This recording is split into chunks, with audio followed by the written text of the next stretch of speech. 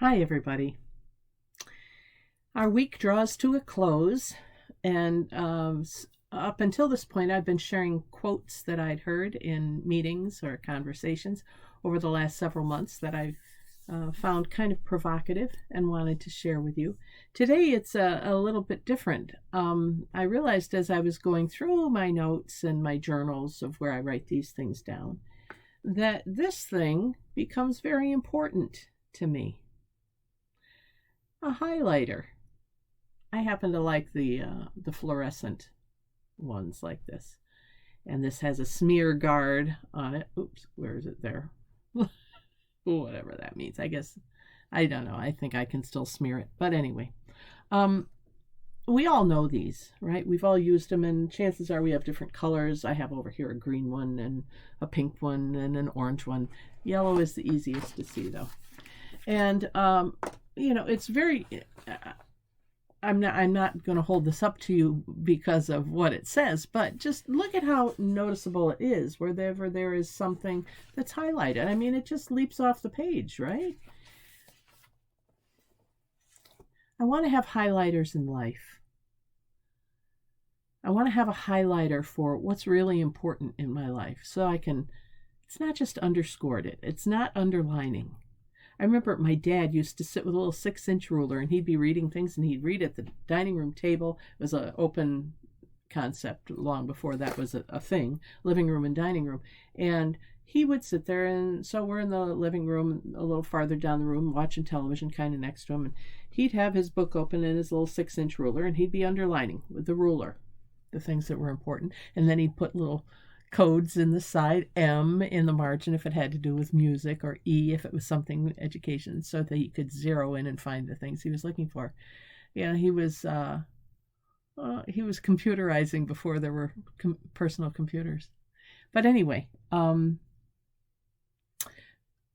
highlighters for me are important because we can go look for what we're looking for. It leaps off the page. It is kind of seared into the brain. And I think about my life and that I want to have certain things highlighted, and I'd like to have other things diminished. Unpleasant memories, unpleasant experiences, I want them to fade. I talked with my brother about this once, and it was really interesting because he had at one time learned some information that he didn't want to know. And so he purposely made the information harder to remember by thinking of something. It was a name, and so he purposely thought of a name that was similar but different. And it got to the point where he couldn't remember which name was the real name because he didn't want to remember it. And I thought, boy, that's really brilliant. And I've been able to do that with a few things that I have not wanted to remember, to just kind of encourage them to fade into the background by intensifying or highlighting the things surrounding it or other aspects of it that I didn't want to focus on. But what about the things we do want to highlight and that we do want to remember? And I'm not talking here about people who are having memory challenges or getting into the areas of dementia or aging brain research. None of that. I'm just talking about regular, normal, healthy people. How do we highlight those things that are important to us? One of the ways, of course, is doing what we talked about a couple of days ago, ritualizing it, having some ritual around it. That helps it to be important. Another, for me, is journaling or retelling the story. And each time I would tell it, it would have new meaning. And here's an example that I know I've used in this group before. The last time that I saw my dad before he died, he wasn't ill. I left him at home. It was a week later. He went into the hospital and passed very quickly. But the significance of my final conversation with him became important to me and to many of us when someone has passed. All of a sudden, that conversation rose in its significance, in its importance, because it was the last conversation. How many of us have moved from home, and so we had some way of memorializing how important that home was. Oh, that's the home where we brought our son home to when he was born. These little taglines that serve as, I think, highlighters for us. The taglines that, oh, that's the church where I grew up. Oh, that was my brother's best friend. Oh, that was my first teaching job. And it is the taglines that we give to things which serve to highlight them in our memories. And taglines become very important. It's almost like that's how we search through our memories, by some of those taglines.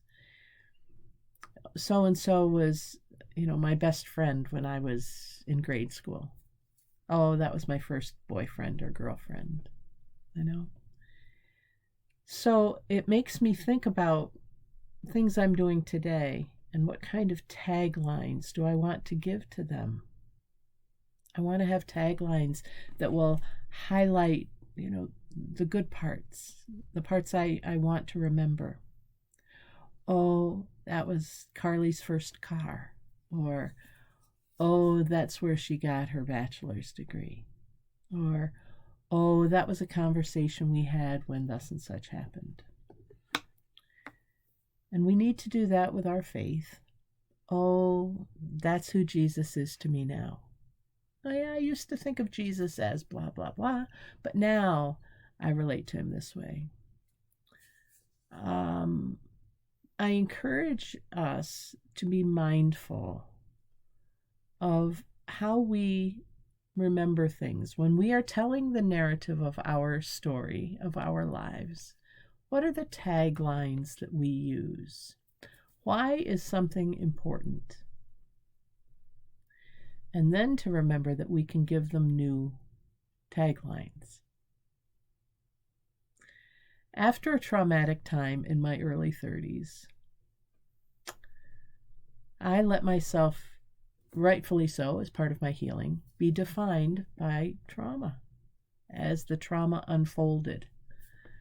And at least I had, good counseling and good friends and family around me to remind me that that wasn't all that there was to my life.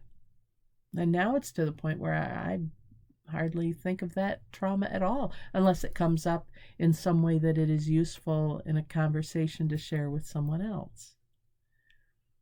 We change the taglines by highlighting other things. And so over this weekend, I invite you to think of the highlights of your life. And start with the present. Work your way back. If you don't go back very far, that's fine. But start with the present. What are the highlights in your life right now? Feelings? What are the highlights of your, not just your emotions, but your experiences right now? What are the highlights of your relationships right now? What are the highlights of how you spend your time right now? And begin to ascribe those little taglines. Oh, so-and-so is my dear friend. Oh, so-and-so is my colleague in ministry. Or so-and-so is my movie buddy. Or so-and-so is who I go out to eat with when I can go out to eat with COVID. So-and-so is who I laugh with. Have taglines that become the highlighters of your life, because when we do that, it gives them some meaning that we can look at our lives, see the highlights, not get bogged down by the lowlights, and we can really remember and remember who we are and whose we are. Kind of an abstract thought for the day, but I'm hoping over the weekend that we'll be able to focus on that a little bit and get a grip on the highlights of our lives. Because it's Friday, it's my day to ask you to remember this ministry. both with prayer and if you're in a position with financial support.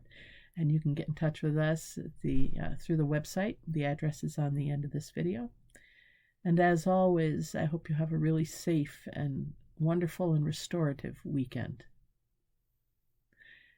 Thank you for joining me for this Prayerful Pause with the Pastor. I'm Pastor Deb Swift of South Presbyterian Church in Rochester, New York. Today, talking about highlights and how to make the highlights stand out in our lives through the little tags that we give them as we think about the narratives of our lives. All right? Until next time, God bless. Take care. Good luck with highlighting. And I'll see you next time. Bye for now.